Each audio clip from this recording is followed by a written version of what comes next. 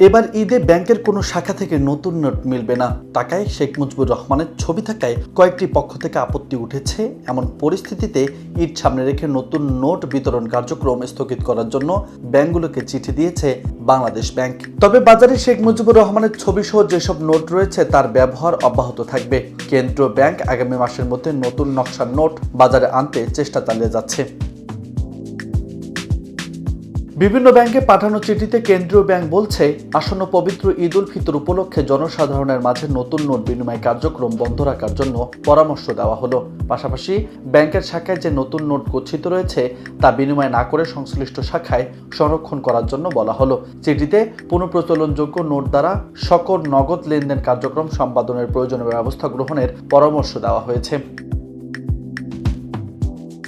এদিকে বাংলাদেশ ব্যাংকের কর্মকর্তারাও নতুন নোট পাবে না বলে জানিয়ে দেওয়া হয়েছে। এর আগে কেন্দ্রীয় ব্যাংক বিজ্ঞপ্তিতে জানিয়েছিল, পবিত্র ঈদ উল ফিতর উপলক্ষে নতুন টাকা পাওয়া যাবে 19 মার্চ থেকে। এবার 5, 20 ও 50 টাকার নতুন নোট দেওয়া হবে।